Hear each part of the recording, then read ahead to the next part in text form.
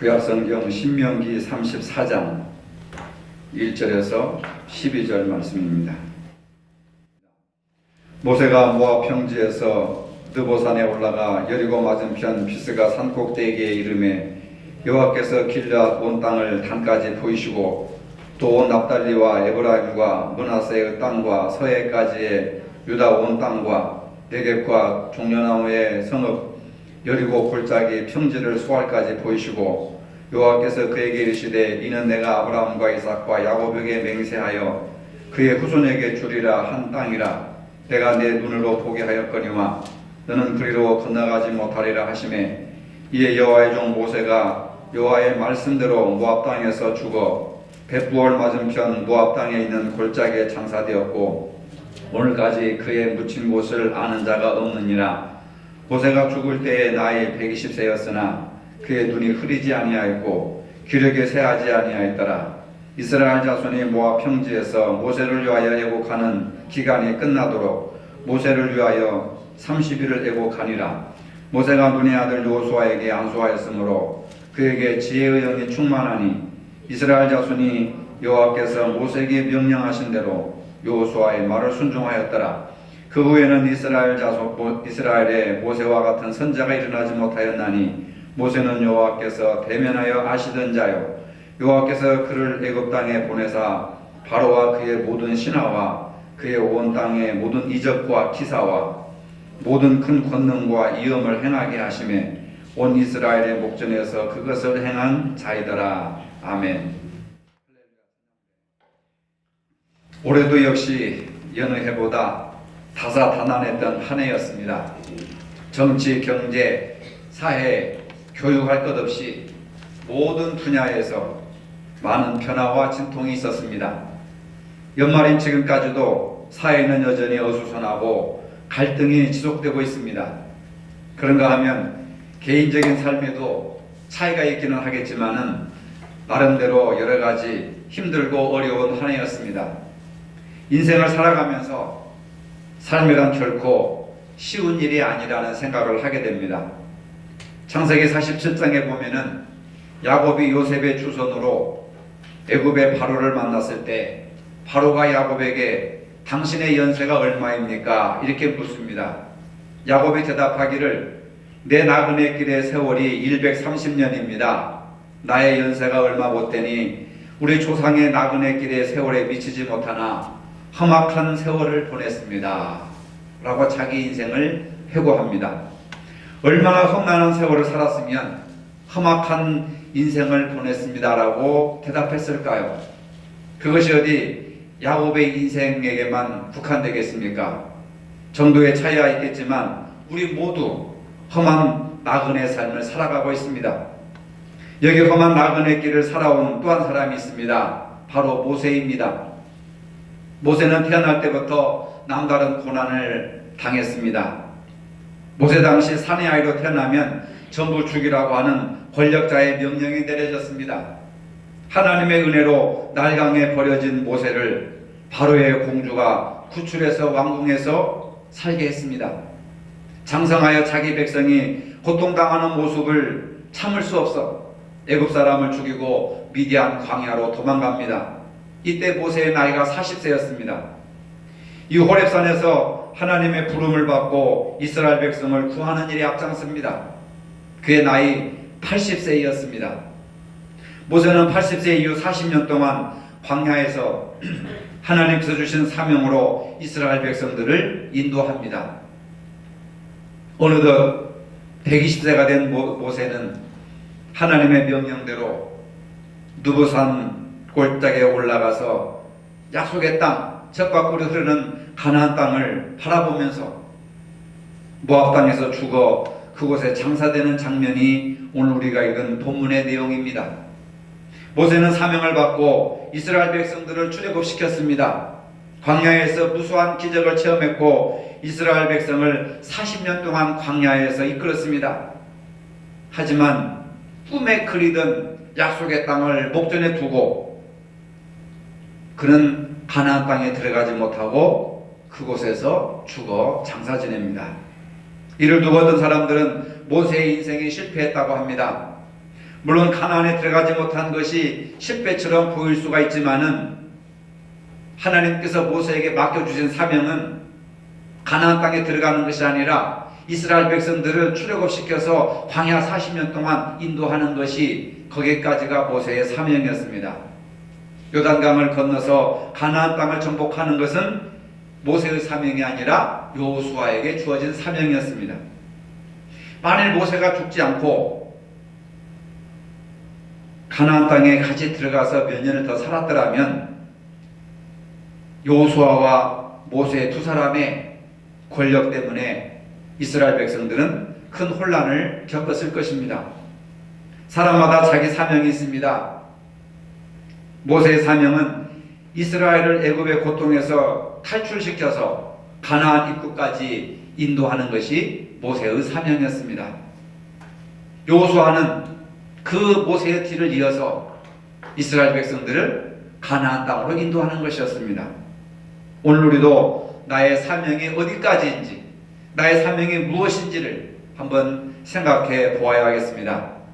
본문에는 모세가 여리고의 맞은편 비스가 산꼭대기에 올라갔을 때 하나님께서 말씀하시는 장면이 나옵니다. 하나님께서는 산 위에서 모세에게 가나안 땅을 다 보여주시고 말씀하셨습니다. 40년 동안 내가 그리던 그 땅을 보아라. 그 땅의 문턱에 있지 않느냐. 4절에 말씀해 보니까 여호와께서 그에게 이르시되 이는 내가 아브라함과 이삭과 야곱에게 맹세하여 그의 후손에게 주리라 한 땅이라. 내가 내 눈으로 보게 하였거니와 너는 그리로 들어가지 못하리라 하시매. 아브라함에게 약속하셨던 그 땅, 이삭과 야곱에게 약속하셨던 그 땅을 비로소 하나님께서 이스라엘 백성들에게 주리라 하신 그 땅이었다는 겁니다. 이 말씀을 들을 때에 모세의 심정이 어떠했겠습니까? 40년을 찾아 헤매던 땅이 바로 눈앞에 있습니다. 모세의 가슴은 벅찬 감격으로 터질 것 같았을 것입니다. 그런데 하나님은 그 땅을 눈으로 볼 수는 있어도 들어가지는 못한다고 말씀했습니다. 인간적인 측면에서 너무나도 가혹하고 섭섭하고 허무한 일입니다. 조금만 더 시간을 달라고, 그 땅의 열매를 맛보고 죽게 해달라고 하나님께 간청해보고 싶은 마음이 굴뚝 같았을 것입니다. 하나님께 원망과 불평이 생길 수 있는 그러한 형편입니다.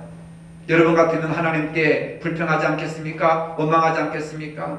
40년 동안입니다. 하나님 40년 동안 내가 어떤 일을 겪으셨는지 아시지 않습니까? 그 한 곳을 바라보고 왔는데 내가 무슨 죽을 병에 걸린 것도 아니고 이렇게 힘이 센데 왜 거기를 건너가지 못하게 하십니까? 왜 나는 들어가지 못하게 하십니까? 하나님 이건 너무하지 않습니까? 이렇게 얼마든지 하나님 앞에 원망할 수 있습니다. 그러나 하나님의 처사에 대해서 원망하거나 반발하지 않았습니다. 자기가 시작했기 때문에 자기가 가나안 땅에 끌고 가야 한다고 생각할 수도 있습니다. 하지만 모세는 자기가 가나안에 반드시 들어가야 한다고 주장하지 않았습니다. 그냥 하나님의 말씀에 순종했습니다. 이러한 모세의 모습에서 우리는 하나님을 향한 전적인 신뢰와 순종을 배웁니다. 가나안 땅을 보기만 하고 들어가지 못한다는 하나님의 말씀에 대해 도저히 이해가 안 되고 너무나도 섭섭한 감정이 있지만 하나님께서 나에게 주어진 사명이 여기까지임을 알고 순종을 합니다. 이스라엘 백성들이 약속에 따라서 가나안 땅에 들어가게 된 것은 여호수아가 직접적으로 인도했지만 40년 동안 모세가 인도했기 때문에 가능했습니다. 40년 동안 꿈에 그리던 약속의 땅이 눈앞에 이르렀는데 여기서 죽으라니 하나님의 결정이 너무하지 않습니까? 그런 이해하지 못할 상황이어도 모세는 그것까지 순종했습니다. 말할 수 없는 섭섭함이 있었는데도 하나님의 말씀에 순종했습니다. 금년 한 해 동안 살아오시면서 이해할 수 없는 상황이 있었습니까? 가까운 사람들 때문에 서운한 일이 있었습니까? 그럴 때 여러분들의 마음은 어떤 마음이셨습니까? 이해할 수 없는 서운한 상황이 힘들게 하여도 하나님의 선하신 뜻을 신뢰하면서 순종해야 된다는 것을 모세의 삶을 통해서 우리에게 말씀해 주고 계십니다. 모세의 삶을 통해서 우리에게 말씀해 주고 있습니다. 어떠한 억울하고 어떠한 서운한 형편이 와도 말씀에 순종하라고 하는 겁니다.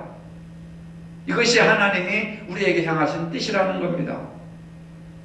모세는 아무런 욕심 없이 하나님의 뜻을 알고 그 권력의 자리를 여호수아에게 물려줍니다. 교회든 어떤 단체든 우리는 내가 아니면 안 된다는 생각을 가지고 있습니다. 인간의 욕심입니다. 욕심이 되면 죄를 낳습니다. 지금 한국의 대형 교회의 담임 목사들이 자기 아들에게 교회를 세습시키려고 하는 일들이 바로 이런 사례입니다. 목회를 물려주는 것이 아니라 교회의 재산을 자식들에게 물려주고 있습니다. 교회는 사적인 재산이 아닙니다. 주님의 공교회입니다. 주님의 교회라고 하는 교회론에 대한 의식이 없으니 교회를 자기 사적인 재산으로 마음대로 자기 자식들에게 넘겨주고 처분을 하고 있습니다. 여러분, 교회는 개인 재산이 아닙니다. 개인 소유가 아닙니다. 교회는 하나님의 것이고 주님의 것입니다. 모세는 죽기 전에 자신의 권력을 아들에게 물려준 것이 아니라 여호수아에게 물려줍니다. 모든 권력을 넘겨준 뒤에 여호수아의 영적인 권위를 세워주고 자신은 무덤조차 남기지 않고 조용히 세상을 떠납니다. 호랑이는 죽어서 가족을 남기고 사람은 죽어서 이름을 남기려고 합니다. 인간의 본능입니다. 하지만 모세는 40년을 고생하고도 무덤 하나 남기지 않고 하나님께 갔습니다. 얼마나 아름다운 모습입니까?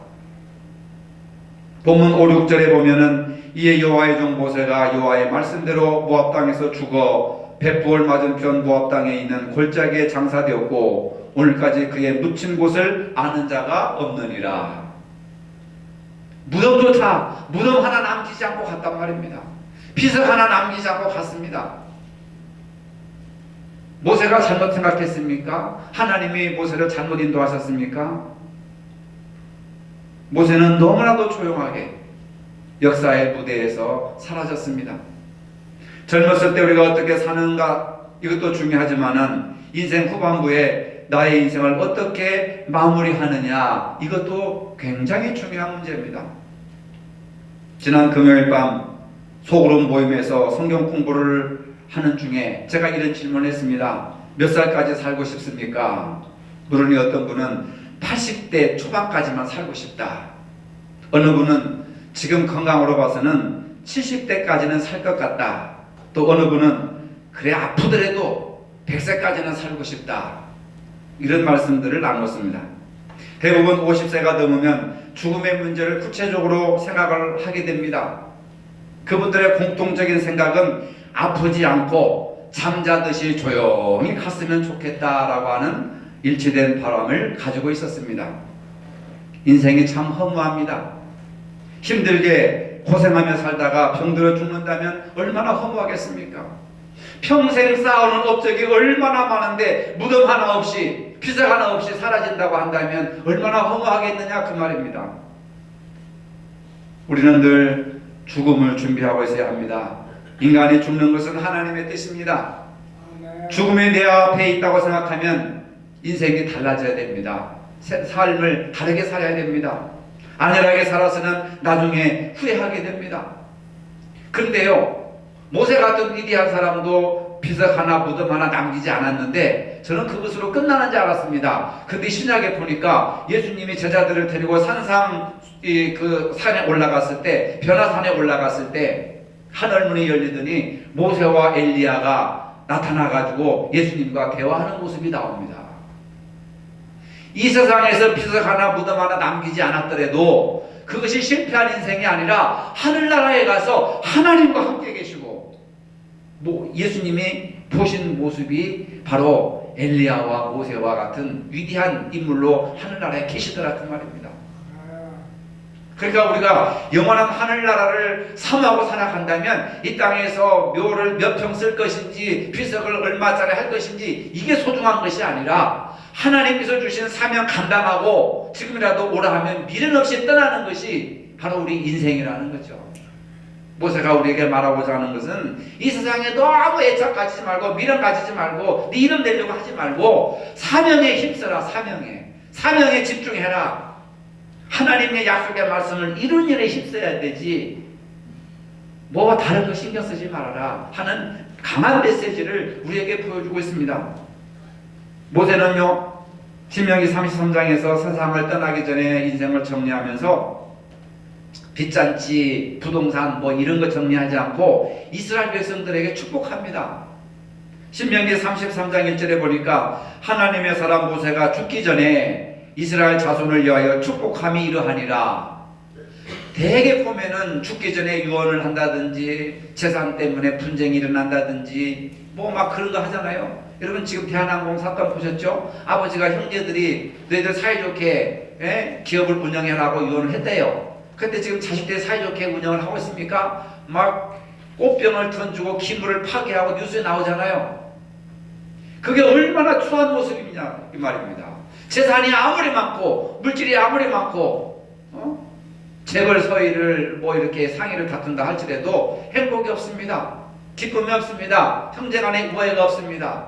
왜 그렇습니까? 인생을 돈만 보고 살아가니까 그런 거예요. 무슨 의미가 있겠습니까? 가족이 원수가 돼버리고 적이 돼버리는 상황 속에서. 근데 모세는 죽기 전에 재산 다툼, 재산 분할한 것이 아니라 이스라엘 백성들을 축복합니다. 여러분 이게 쉬운 문제가 아니에요. 모세가 인간적인 감정에 치우쳤더라면요 이 이스라엘 백성들을 저주해야 됩니다. 이스라엘 백성들은 모세에게 원수와 같은 존재들이에요. 왜? 툭하면 불평, 불만, 먹을 거, 마실 거, 입을 것이 없다 하면서 반역을 일으키고 심지어는 모세를 돌로 쳐 죽이려고 하고 고라의 자손들 같은 경우는 당을 지어서 모세를 죽이려고 하고 애굽으로 다시 돌아가자 하면서 막 얼마나 많은 40년 동안 단 하루도 편할 날이 없었어요. 동생들도 형도 모세를 공격하고 나병에 걸려가지고 가족들이 엄청난 억울한 일을 당하고 40년 동안 불평과 원망과 시기와 질투가 단 한순간도 끊어지질 않았던 모세의 광야 생활이었습니다. 그리고 마시는 물 때문에 너무 원망하고 불평하니까 모세가 화가 나가지고 지팡이를 한번 딱 치니까 그것 때문에 하나님이 트집을 잡아가지고 너는 가나안 땅에 들어가지 못한다. 얼마나 억울합니까? 이스라엘 백성들 때문에 가나안 땅에 들어가지 못하는 것도 이스라엘 백성들 때문에 결과적으로 보면. 근데 축복할 마음이 생기겠어요? 이런 것 같으면 축복할 마음이 생기겠습니까? 저주나 안 하면 큰 은혜죠. 근데 모세는요 33장 신명기 33장을 보면은 구체적으로 이렇게 축복을 합니다. 죽기 전에 축복을 해요. 재산 분할이 아닙니다, 여러분.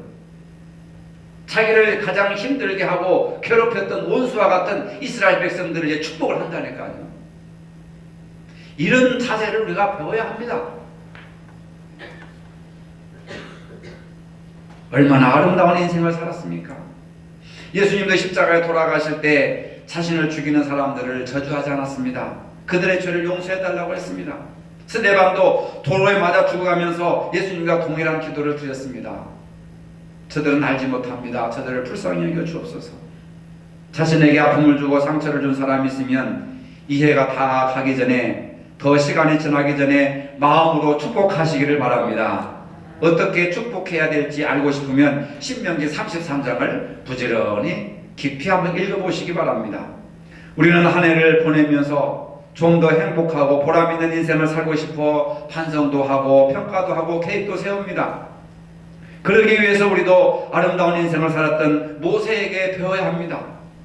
인생을 아름답게 마무리한 사람들을 보면 공통점이 있습니다. 그들이 하나님과 친밀한 관계 속에서 살았습니다. 출애굽기 33장 10절로 11절에 보니까 각기 장막문에 서서 예비하며 사람이 자기의 친구와 이야기함 같이 여호와께서는 모세와 대면하여 말씀하시며, 모세는 사람이 자기의 친구와 이야기함 같이 하나님과 얼굴을 마주 보면서 친밀한 교제, 기도의 교제를 쌓았다고 말씀하고 있습니다.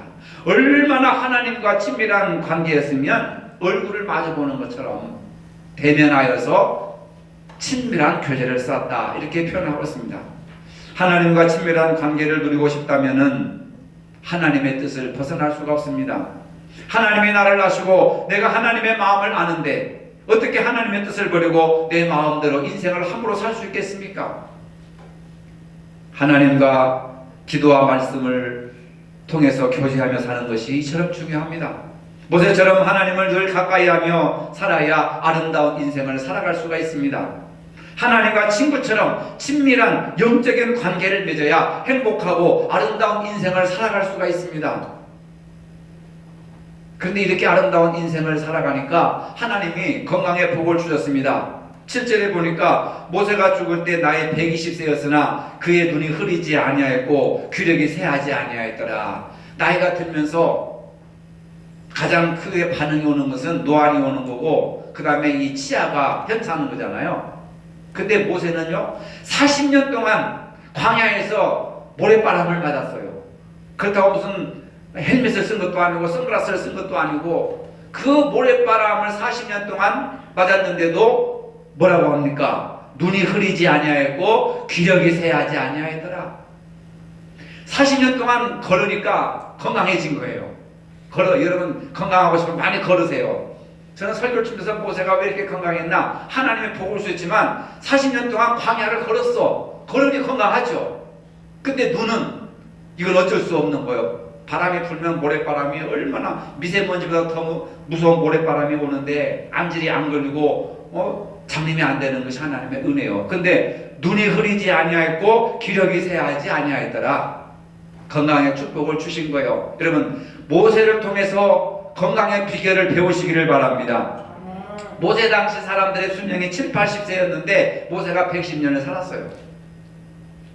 어떤 권사님은 이 상황에서 이런 형편이니까 나는 70세까지 살 거야.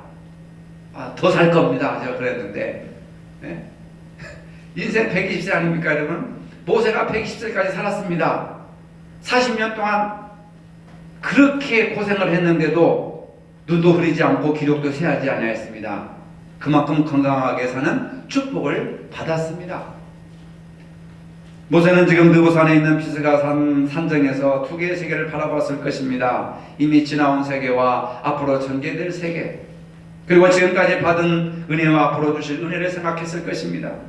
홍해 바다를 육지같이 건너게 하신 일, 시내산에서 율법을 주신 것, 낮에는 구름기둥으로 밤에는 불기둥으로 만나와 메추라기로 먹이신 것, 그뿐만 아니라 시내 광야에서 금송아지 사건, 홍해 바다를 걷는 사건, 고라의 자손들의 쓰라린 반역의 사건. 저는 한 해 동안 우리가 한 해 동안 어떻게 지내셨습니까? 그러니까 좋은 일도 있었고 슬픈 일도 있었고 기쁜 일도 있었고 행복한 일도 있었습니다 그러더라고요. 모세도 40년 동안 기쁜 일도 있었지만 슬픈 일도 있었고 즐거운 일도 있었지만 괴로운 일도 있었고, 인생이라고 하는 것이 그냥 이런 것이 섞여서 좋은 일과 슬픈 일과 운 좋은 날과 기분 나쁜 날들이 이렇게 섞여서 살아가는 것 같아요. 그런데 모세는 이제 120세 죽음을 앞에 두고 자기의 40년 여정을 이렇게 깊이 회고합니다. 당시에는 술탄하지 않았지만 나이 들어 생각해보니 모든 것이 하나님의 은혜요 보호하심이었습니다. 지난 1년을 돌아보면은 순탄하지 않았지만은 지금 돌이켜보면 하나님의 은혜가 아닌 것이 하나도 없습니다. 모든 것이 하나님의 은혜요 하나님의 사랑입니다. 모세는 시편 90편 9절에서 이렇게 고백합니다. 우리의 모든 날이 주의 분노 중에 지나가며 우리의 평생이 일시간에 다하였나이다. 90년을 살고 120년을 살고 1000년을 산다 하여도 인생은 하나님 손에 붙잡혀 있다. 고난도 하나님이 주시고 기쁨도 하나님이 주시고 인생의 즐거움과 고난 속에서 쏜 화살처럼 신속하게 날아간다 하는 겁니다. 인생이 너무나도 미약하다고 하는 것을 고백하고 있습니다. 이러한 인생을 살아간 모세에 대해서 히브리서 기자는, 후대의 히브리서 기자는 11장 25절 이하의 모세에 대해서 이렇게 평가하고 있습니다. 도리어 하나님의 백성과 함께 고난받기를 잠시 죄악의 낙을 누리는 것보다 더 좋아하고 그리스도를 위하여 받은 능력을 애굽의 모든 부하보다 더 큰 재물로 여겼으니 이는 상 주심을 바라봄이라. 모세는 하나님께서 상 주신다는 것을 바라보고 모든 걸 참고 견디고 인내하며 하나님께 소망을 두고 살았다라고 수백 년 후에 히브리서 기자가 모세를 평가하는 거예요. 오늘 여러분들의 삶을 누가 평가하겠습니까? 자식들이 평가하고 역사가 평가하고 후세의 사람들이 평가하지 않습니까? 모세는 세상적인 기쁨과 고난을 애굽의 모든 보화나 재물보다 하나님의 상급을 더 크게 바라보았다고 했습니다. 이것이 믿음을 가진 사람들의 아름다운 모습입니다. 하늘나라를 확실히 믿고 소망을 가지고 사시기를 바랍니다. 모세의 인생을 아름답다고 얘기할 수 있는 것은 첫째로 느보산에서 죽으라는 하나님의 명령을 서운한 마음이 있어도 그대로 받아들였다는 겁니다. 두 번째로 백성들을 움직일 수 있는 막강한 권력을 아들에게 넘기지 않고 여호수아에게 미련 없이 넘겨주었습니다. 셋째, 평생 힘들게 했던 이스라엘 자손을 저주하지 않고 축복해 주었습니다. 넷째, 하나님과 친구처럼 친밀한 관계를 유지하며 살았습니다. 이러한 몇 가지 행동이 모세의 인생을 참으로 아름답게 했습니다. 한 해를 보내면서 이 사람 저 사람에게 서운한 감정이 있다면 버리시기를 바랍니다. 좋은 것은 남에게 양보하며 사시기를 바랍니다. 남을 원망하는 대신에 축복하며 사시기를 바랍니다. 무엇보다도 하나님과 영적인 관계에 힘쓰시기를 바랍니다. 이것이 모세처럼 아름다운 인생을 사는 비결입니다. 오늘 모세를 깊이 묵상해보는 복된 하루가 되시기를 바랍니다. 거룩하신 아버지, 모세는 하나님께 서운한 마음이 있어서도 명령을 따랐습니다. 지도력을 양도했습니다. 그리고 백성들을 축복했습니다. 하나님과 친구처럼 친밀한 영적 관계를 유지했습니다. 우리도 모세와 같은 아름다운 인생을 살아가게 하여 주시옵소서. 예수님의 이름으로 기도합니다. 아멘. 이제는 우리 주 예수 그리스도의 은혜와 하나님 아버지의 무한하신 사랑과 성령의 교통하심이 모세와 같이 아름다운 인생을 살기를 원하는 모든 성도들 머리 위에 이제로부터 영원토록 함께 하시기를 축원하옵나이다. 아멘.